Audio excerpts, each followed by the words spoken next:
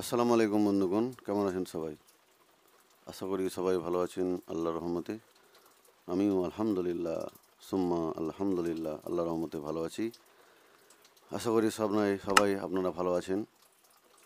তো এই পৃথিবীর মধ্যে আমাদেরকে আল্লাহ তাআলা সৃষ্টি করেছেন একটা নিজস্ব জ্ঞান বুদ্ধি দিয়ে। আর সেই জ্ঞান এবং বুদ্ধি নিয়ে আমরা কি করি? আমরা শুধু খারাপ কাজ, খারাপ মনের ধারণা বা খারাপ চিন্তা নিয়েই আমরা পড়ে থাকবো। ও দাদা, ও আমার দিদি, আপনাকে বলছি, শুনছেন আপনি? আপনাকে বলছি, আপনি যে শুনছেন একটু শুনে যান কথাটা। আল্লাহ তাআলা আমাদের কি বোঝাতে চেয়েছেন? আপনি তো পড়েন না কোরআন, আপনি তো বুঝেনই না। বা আমরা কতজন কোরআন বুঝে বা কতজন কোরআন বুঝে তারপরে কোরআন অনুযায়ী আমরা কাজ করি বা কোরআন অনুযায়ী আমরা আমল করি। তো আপনাদের কাছে অনুরোধ, একটু শুনে যান, একটু বুঝে যান। আল্লাহ তাআলা আপনাকে কি বলছেন একবার দেখে যান। হতে পারে আপনার এই দেখাটা বা আপনার এই সামান্যটুকু কাজটা যে আপনি করলেন, সামান্যটুকু এই ভিডিওটা আপনি দেখলেন, আপনার হতে পারে এটাই আপনার জীবন পরিবর্তন করে দিতে পারে। আল্লাহু আলাম, আল্লাহ ভালো জানেন।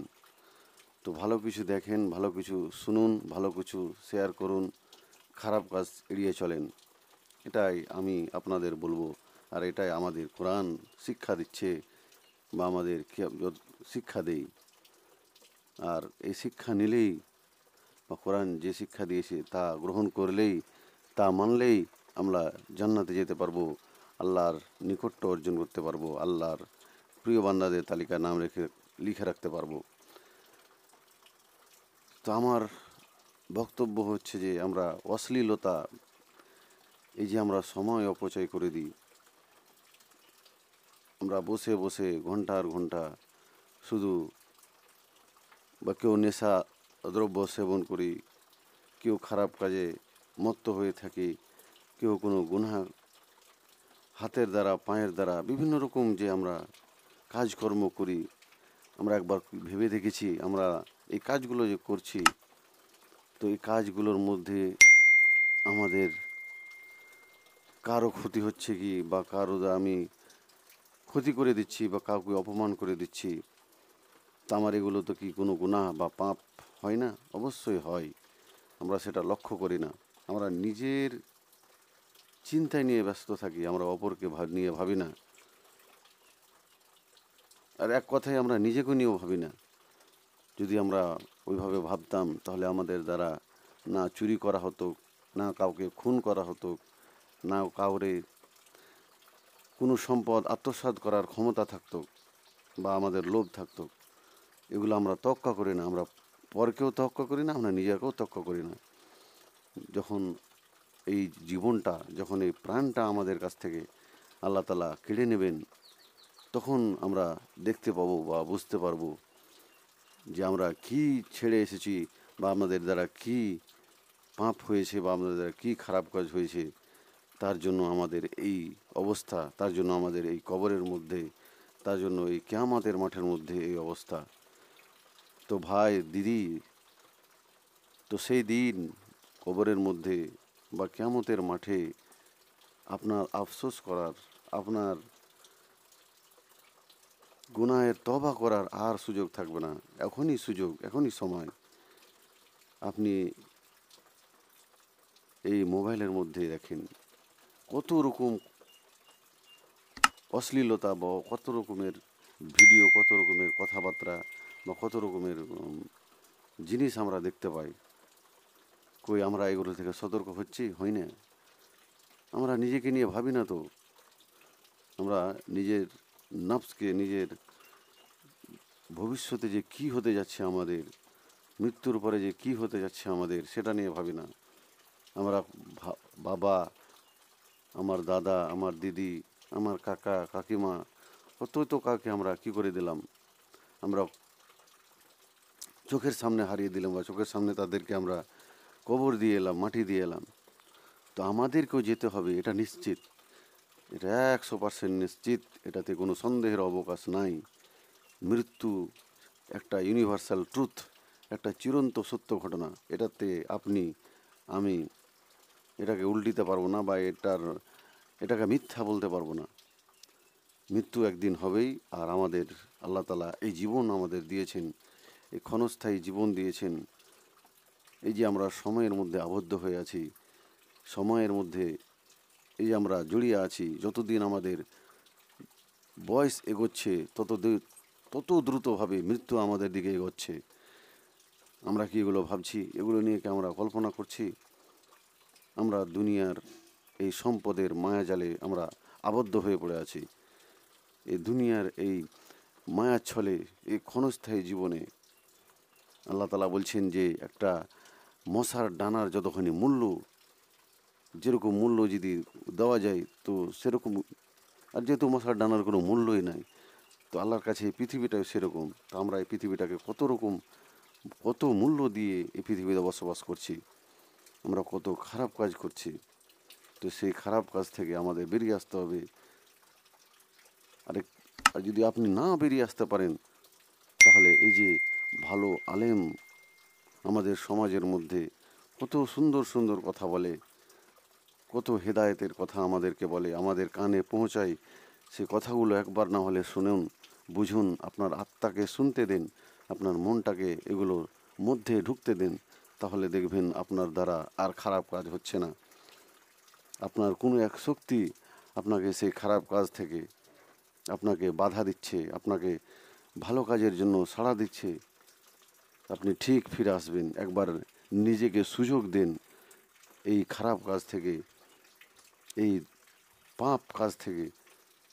এই যে আপনি দুনিয়ার মায়াজালে পড়ে আছেন, কিভাবে উপার্জন করছেন, কিভাবে টাকা ইনকাম করছেন, কিভাবে সম্পদ উপার্জন করছেন, কিভাবে দুনিয়ার মধ্যে আপনি লোকের সাথে চলছেন, খারাপভাবে চলছেন না ভালোভাবে চলছেন, এটাকে বুঝার একবার নিজেকে সুযোগ দেন।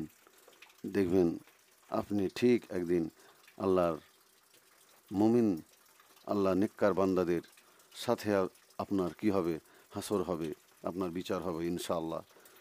যদি আপনি আল্লাহর এই কোরআন আর আমাদের প্রিয় নবী হযরত মুহাম্মদ সাল্লাল্লাহু আলাইহি সাল্লাম এর হাদিস অনুযায়ী আপনার এই জীবনটাকে তৈরি করেন, তাহলেই সম্ভব। আর এই জীবনটাকে আপনি মনে করবেন ক্ষণস্থায়ী।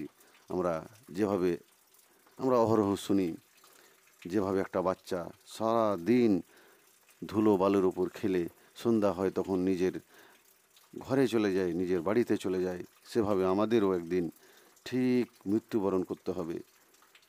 আর আমাদের ঠিক এই জীবনে আমরা কি করেছি, অতীতে আমরা কি করেছি, বর্তমানে কি করছি, ভবিষ্যতে আমরা কি করব, সব কিছু হিসাব আল্লাহ তাআলা এক এক করে, একটা তিলের সমান যদি আপনি খারাপ কাজ করে থাকেন, সেটাও আল্লাহ আপনার সামনে ধরবেন।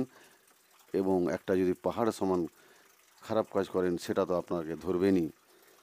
সব হিসাব আল্লাহ তাআলা নেবেন। তো যাই হোক, সেদিকে আর যাচ্ছি না। আলোচনা হচ্ছিল পবিত্র আল কোরআনের সূরা আত-তাহরিম। এর অর্থ হচ্ছে নিষিদ্ধকরণ, কোনো কিছুকে নিষিদ্ধ করা বা কোনো কিছুকে হারাম মনে করা। এই সূরার মানে, এই সূরার অর্থ। তো আল্লাহ তাআলা এই সূরার মাধ্যমে কি বোঝাতে চেয়েছেন আমাদের প্রিয় নবী হযরত মুহাম্মদ সাল্লাল্লাহু আলাইহি সাল্লামের মাধ্যমে, আমরা সেদিকে দেখব এবং বিচার করব যে কোনটা জিনিস আমাদের পক্ষে হালাল, কোনটা জিনিস আমাদের পক্ষে হারাম। একবার বিবেচনা করব। এমন জিনিস আমরা করব না যাতে করে আল্লাহর এবং আমাদের প্রিয় নবী হযরত মুহাম্মদ সাল্লাল্লাহু আলাইহি সাল্লামের বিরুদ্ধে চলে যায়। আমরা সেই অনুযায়ী আমরা যদি না বুঝি, তা আমরা সেটাকে নিয়ে যারা মুফাসসির ইকরাম, যারা আলেমায়ে দ্বীন আছেন, তাদের কাছে গিয়ে জিজ্ঞেস করব।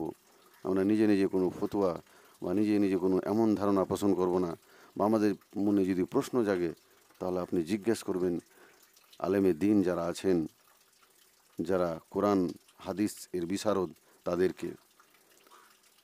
তো যাই হোক, আল্লাহ তাআলা সূরা আত-তাহরিম এর 4 নম্বর আয়াতে কি বলছেন চলেন দেখা যাক। আউযু বিল্লাহি মিনাশ শাইতানির রাজিম, বিসমিল্লাহির রহমানির রহিম। পরম করুণাময় অসীম দয়ালু আল্লাহর নামে শুরু করছি। ইন্না তাতু বা ইল্লাল্লাহি ফাকাদ সাগাত কুলুবুকুমা ওয়া ইন তাজাহারা আলাইহি ফাইন্নাল্লাহা হুয়া মাওলাহু ওয়া জিবরিলু ওয়া সালিহুল মুমিনিনা ওয়াল মালাইকাতু বাদা যালিকা জাহির। যদি তোমরা উভয়ই আল্লাহর কাছে তওবা করো তবে তা তোমাদের জন্য উত্তম, কারণ তোমাদের উভয়ের অন্তর বাঁকা হয়েছে। আর তোমরা যদি তার বিরুদ্ধে পরস্পরকে সাহায্য করো তবে আল্লাহই তার অভিভাবক এবং জিবরিল ও সৎকর্মশীল মুমিনরাও, তাছাড়া অন্যান্য ফেরেশতারাও তার সাহায্যকারী। এখানে তাফসীরগণ কি বলছেন যে যদি তোমরা উভয় অনুতপ্ত হও, আল্লাহ নিকট তওবা করো, তাহলে আল্লাহ তোমাদেরকে ক্ষমা করবেন। নিশ্চয়ই তোমাদের হৃদয় ঝুঁকে পড়েছে। কিন্তু তোমরা যদি নারীর বিরুদ্ধে এক অপরের পৃষ্ঠপোষকতার সাহায্য করো তবে জেনে রেখো যে আল্লাহ তার বন্ধু এবং জিবরিল ও সৎ কর্মপরায়ণ বিশ্বাসী গণ ও এছাড়া ফেরেশতাগণও তার সাহায্যকারী। অথবা তোমাদের তওবা কবুল করে নেওয়া হবে। এখানে শর্ত এ জবুজ্জ আছে, অর্থাৎ সত্য থেকে সরে গেছো, আর তা হলো তাদের এমন জিনিস পছন্দ করা যা ছিল নবী সাল্লাহ সাল্লামের কাছে অপছন্দনীয়। অর্থাৎ নবী সাল্লাহ সাল্লামের ব্যাপারে তোমরা ঐক্যবদ্ধ হলেও তার কিছুই বিগড়ে যাবে না, কারণ তার সাহায্যকারী তো আল্লাহ স্বয়ং। মুমিনগণ এবং ফেরেশতাগণও আল্লাহর নবীর সাহায্যকারী। এখানে উপদেশ বার্তা দেওয়া হচ্ছে যে সৎ কর্মশীল যারা আছেন, যারা মুমিন আছেন, যারা ফেরেশতাগণ এবং জিবরিল আলাইহিস সালাম নবীকে প্রত্যেকটা বিষয়ে যখনই তিনি কোনো বিপদের সম্মুখীন হতেন বা কোনো কিছুর অসুবিধায় পড়তেন নবুয়তের পর, তখন জিবরিল আলাইহিস সালাম তাকে ওহীর মাধ্যমে সব কিছু জানিয়ে দিতেন। এখানেও তার ব্যতিক্রম হয়নি।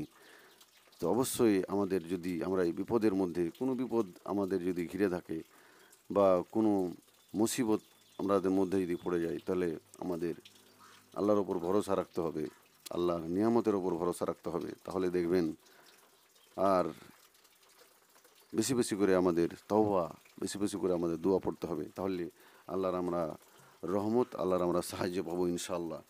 তাই আয়াতের মধ্যে সেই কথাটা বলছেন যে নবীকে আল্লাহ তাআলা সর্বভাবে সাহায্য করতেন যে কোনো বিষয়ে।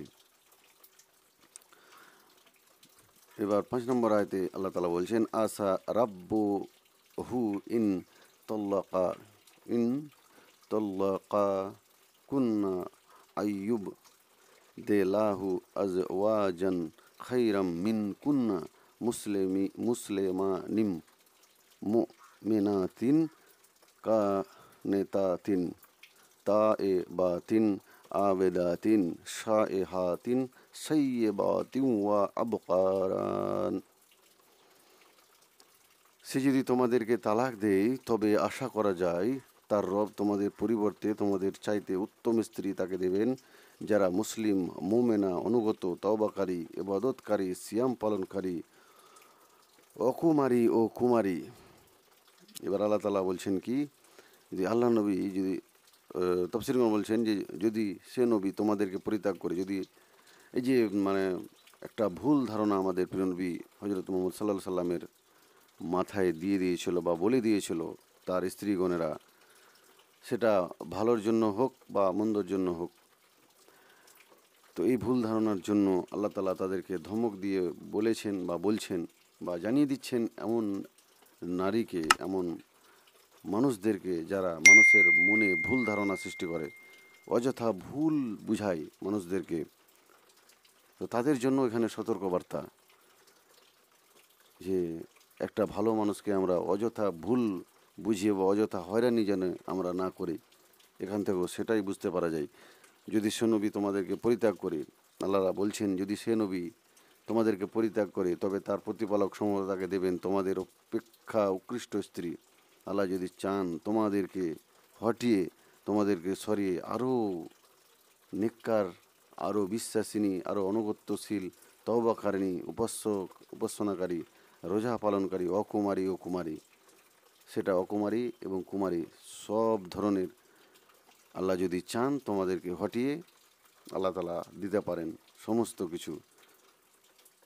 তো এইভাবে আল্লাহ তালা তার প্রিয় নবী হজরত মোহাম্মদ সাল্লাল্লাহু সাল্লামকে এ ব্যাপারে সতর্ক করে দিলেন, বা এর মধ্যেও তার স্ত্রীদেরকেও সতর্ক করে দিলেন। আর এখান থেকে আমরা এটাও যে বুঝতে পারলাম যে আল্লাহ তালা যদি কাউকে সাহায্য করেন বা আল্লাহ তালা যদি কাউকে দিতে চান, অবশ্যই আল্লাহ দিবেন, সেটা কেউ রুখতে পারবে না। আর এখানে সেটাই আল্লাহ তালা বলেছেন তার আমাদের প্রিয় নবী হজরত মোহাম্মদ সাল্লাল্লাহু সাল্লামের স্ত্রীদের, যারা অযথা ষড়যন্ত্র করে একটা খারাপ জিনিসকে একটা ভালো জিনিসকে হারাম ঘোষণা করে দিয়েছিল, বা সেটার ব্যাপারে অন্য কাউকে বলতে নির্দেশ করা হলেও তারা অন্য কাউকে বলছিল, বা যেটা আমাদের সমাজের মধ্যে আমরা দেখতে পাই, মহিলাদের বিশেষ করে ছেলেরাও বলে, এটা এটা এটাতে অস্বীকার করা যাবে না। আমরা বিভিন্ন চায়ের দোকানে, পাড়াতে গিয়ে বা কোনো আড্ডাখানায় বসে আমরা যে এই যে আলোচনা করি, কথাবার্তা, এই যে কারো গোপন কথা একে অপরকে বলে বেড়াই, এটা অন্যায়, এটা জুলুম, এটা গীবতের মধ্যে পড়ে যায়। একবার ভেবে রাখবেন এই কথাগুলো। আমরা অপরের কথা বলবো তো ভালোটাই বলবো আমাদের, যেন তার কারো কথা বলি আমরা তো সেটা ভালো কথাই হয়, সেটা তার খারাপ নেগেটিভ কথা না ছড়াই আমরা, এটা এখানে বোঝা যায়। কারো ব্যাপারে যদি আমরা বলিও তার সামনে বলবো, অথবা তার ভালো কথাটাই বলবো, এমন কথা বলবো না যেটা সে গোপনে করেছে বা গোপনে বলেছে, এরকম কথা কারো সামনে বলবো না কারো ব্যাপারে।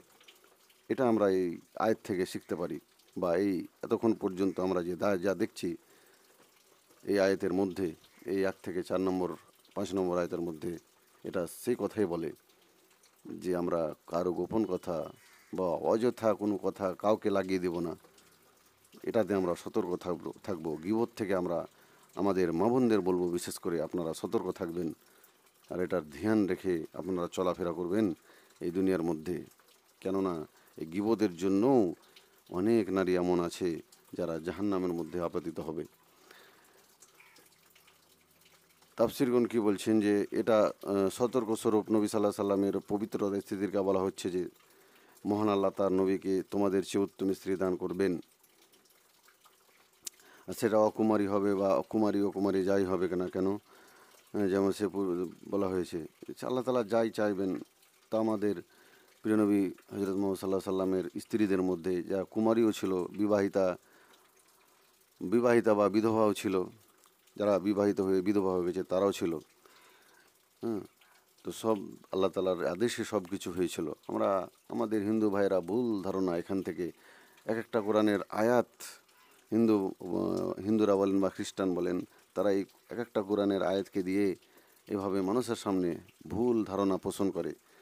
তো তাদেরকে আপনি সমস্ত কিছু মানে সহি আকিদা বা যেভাবে যারা মুফাসসিররা মানেছেন, যেমন আমাদের দেশের মধ্যে কথা বলি আলেম ডক্টর জাকির নায়েক, তিনি ভালোভাবে যেভাবে বুঝান, তো আমাদেরকে ওই রকমভাবে বুঝাতে হবে যাতে করে অন্য ধর্মাবলম্বী মানুষের কাছে এটা হাসির ঠাট্টার বিদ্রূপ আপনি না হয়ে যান। এমনভাবে তাকে বোঝাতে হবে কোনো জিনিস বা কোনো শরিয়াতের মশলা বা বা আমার যে কোরআনে এক একটা আয়াত উল্লেখ করে মানুষ যে বিভ্রান্ত সৃষ্টি করে কোরআনের ব্যাপারে বা ইসলামের ব্যাপারে, আমাদের সেগুলোকে ভালোভাবে কোরআন জেনে বুঝে তারপরে তাদের বুঝাতে হবে। তারা এভাবে কি করেন, তার প্রিয় নবী হজরত মোহাম্মদ সাল্লাল্লাহু সাল্লামকে কী করেন, নিয়ামত দিয়ে থাকেন যে আল্লাহ যদি চান তাহলে এর থেকেও, এই স্ত্রীদের থেকেও ভালো স্ত্রী, সেটা বিশ্বাসিনী হবে, বা সেটা এমন পরহেজগার হবে, বা এমন নেককার বান্দি হবে, তো সেরকম আল্লাহ তালা দিতে পারেন। এখানে সেটাই কথা এই তাফসীরগণও বলেছেন। আর যে জান্নাতে এই উভয় মহিলাকে নবী সাল্লাহ সাল্লাম স্ত্রী বানিয়ে দেওয়া হবে, এরূপ হতে পারে, কিন্তু এই বর্ণনাগুলির ভিত্তিতে এরকম ধারণা পোষণ করা অথবা বর্ণনা করা ঠিক নয়, কেননা সনদের দিক দিয়ে এই বর্ণনাগুলো নির্ভরযোগ্য নয়। তো আমাদের এমন কিছু মানে তাফসির এখানে যে তাফসিরগুলো আমি বলছি এর থেকেও আরও ভালো হতে পারে। আপনারা যারা আম, আমাদের দেশের বা আমাদের মুসলমান উম্মাহের যারা তাফসির কোরআনের ভালো তাফসিরগণ আছেন তারা ভালোভাবে বুঝতে পারবেন। তো আমরা এগুলো জানার জন্য যতটুকু আমার এই ক্ষুদ্র জ্ঞানে আমি বুঝতে পারছি ততটুকু আপনাদের সামনে বলছি। আপনারা যদি ভুল হয় তাহলে আপনারা ধরিয়ে দেবেন কমেন্টের মধ্যে।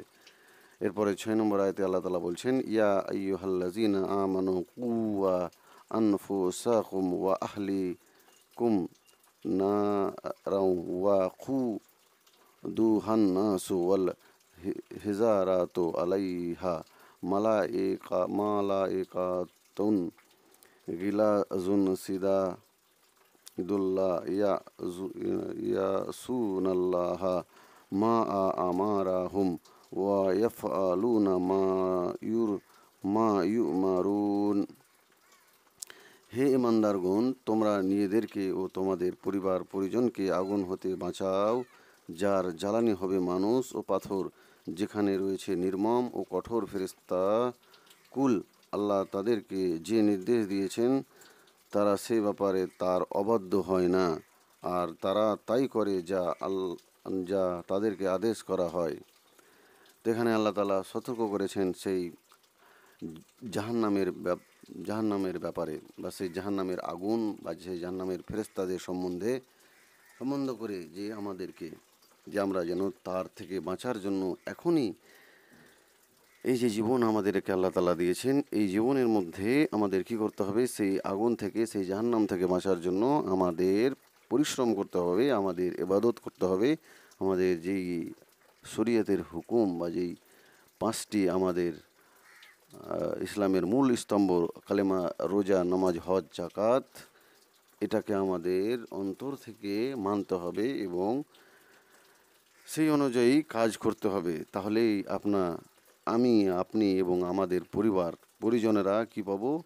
আল্লাহর সেই জাহান্নাম থেকে আমরা মুক্তি পাবো বা জাহান্নাম থেকে আমরা রেহাই পাবো, নচেৎ আমাদের কোনো উপায় নেই। তাফসিরগণ কি বলছেন যে এতে মুমিনদের পালনীয় অতি গুরুত্বপূর্ণ একটা দায়িত্বের প্রতি দৃষ্টি আকর্ষণ করা হয়েছে, আর তা হলো নিজেদেরকে সংস্কার ও সংশোধন করার সাথে সাথে পরিবারের লোকদেরকেও সংস্কার ও সংশোধন করতে হবে এবং তাদেরকে ইসলামী শিক্ষা ও তরবিয়াত দেওয়ার প্রতি যত্নবান হতে হবে, যাতে তারা জাহান্নামের জ্বালানি হওয়া থেকে বেঁচে যায়।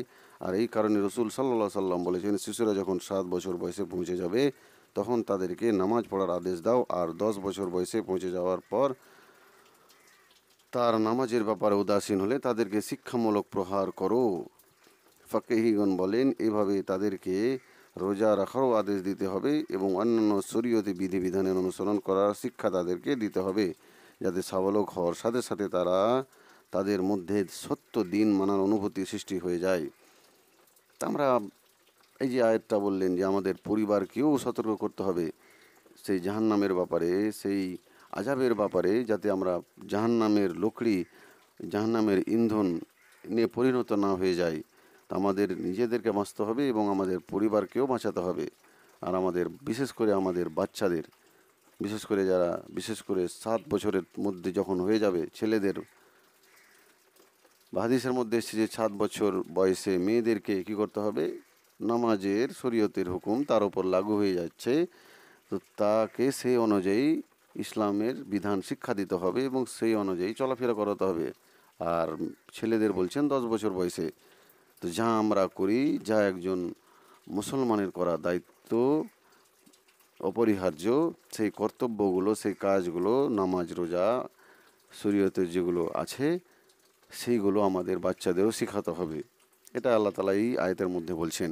আর এটা বিশেষ করে আমিও বলবো যে আপনাদের বাচ্চাদের, আপনাদের ছেলেদের যদি আপনি ছোট থেকে ভালোভাবে না শিক্ষা দেন, ছোট থেকে ভালোভাবে আপনি তাদের যত্নশীল না হন, তাদের শরীয়তের জ্ঞান যদি তাদের মধ্যে না দেন, তাহলে ভবিষ্যতে আপনার অসহায় এবং আল্লাহ আপনার জন্য যদি ছেলেদের সাহায্য না লিখে থাকে বা ছেলেদের দয়া যদি আপনার না লিখে থাকে, তা আপনি পাবেনই না। আপনি যদি আপনি ছেলেদের আলেম করেন বা আপনার ছেলেদেরকে আপনি ভালো শিক্ষা দেন বা তাদের ডাক্তার বানান, যদি তার মধ্যে গায়রাত যদি না থাকে হয়, তার মধ্যে যদি আল্লাহর ভয় যদি না থাকে, যদি আপনি না দিতে পারেন, তাহলে আপনি আর আশা করবেন না ওই ছেলের কাছ থেকে যে আপনাকে সে বৃদ্ধকালে আপনাকে দেখাশোনা করবে। এটা আপনার দায়িত্ব যখনই আপনার সেই ছেলেটা সেই মেয়েটা আপনার 7 বছর বা 10 বছর বয়স হয়ে গেল তখন থেকেই, তাহলে আশা করা যায় যে ওই ছেলে ওই মেয়ে আপনার আনুগত্য পোষণ করবে যখন সে যৌবনকালে যাবে তখন। নচেত আপনি যদি ছোটোকাল থেকে তাকে সেই শিক্ষা না দেন, সে নামাজ শিক্ষা, সে শরীয়তের শিক্ষা না দেন, তাহলে বড় হয়ে সে আপনার আনুগত্য কখনোই হবে না। সে আপনার আনুগত্য বা সে আপনার কথা কখনোই শুনবে না। আপনাকে আপনার ছেলে মেয়েদেরকে আল্লাহ ভীরু করতে হবে। আপনাকে ইসলামী শিক্ষায় তাদের শিক্ষিত করতে হবে। অবশ্যই দুনিয়াবী শিক্ষা দেবেন, কিন্তু তাকে ইসলামী শিক্ষা দিতে হবে। তাহলে সে একজন আদর্শ সন্তান আপনার জীবনকালেও আপনাকে সাহায্য করবেন। আর মৃত্যু যখন হয়ে যাবে আপনার, তখন কবরের জন্য বা কবরে যখন আপনি চলে যাবেন, আমি চলে যাব, তখন আপনার সন্ততি তারা আপনার জন্য দোয়া করবেন। এটা আশা করা যায়। আর এটাই আল্লাহ তাআলা এই আয়াতের মধ্যে কত সুন্দরভাবে বলেছেন। তো যাই হোক, ভিডিওটা অনেক লম্বা হয়ে গেল, ভিডিওটা আর বেশি বাড়াচ্ছে না। আমাদের আল্লাহ তাআলা বুঝার এবং আমল করার তৌফিক দিক। সকলে বলুন আমিন। তো ভিডিওটা ভালো লাগলে বন্ধুদের সাথে অবশ্যই শেয়ার করবেন, এবং চ্যানেলটাকে যদি ফেসবুকে দেখে থাকেন তাহলে ফলো করে নেবেন, আর ইউটিউবে দেখে থাকেন চ্যানেলটাকে সাবস্ক্রাইব করে ঘন্টাটা দেবে রাখবেন। এরকম আরও অনেক সুন্দর আলোচনা কোরআনের পাওয়ার জন্য সবার প্রথম।